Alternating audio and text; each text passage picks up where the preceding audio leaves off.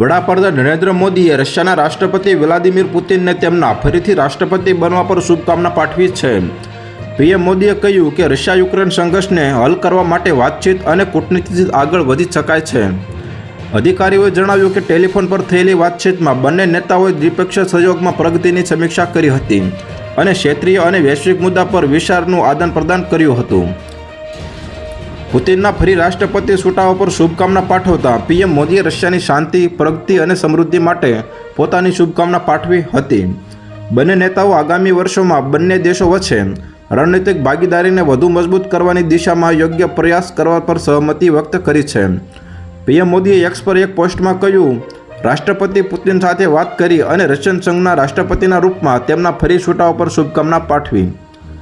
તો હાલ અત્યાર માટે આટલું જ મિત્રો. ફરી મળીએ નવી અપડેટ સાથે. તે પહેલાં વિડીયોને લાઇક કરી ગુજરાત ટોપ ન્યૂઝ ચેનલને સબસ્ક્રાઇબ કરી દેજો અને પાસે આવેલું બેલ આઇકન પણ દબાવી દેજો, જેથી તમને નવી નવી ખબરો મળતી રહે.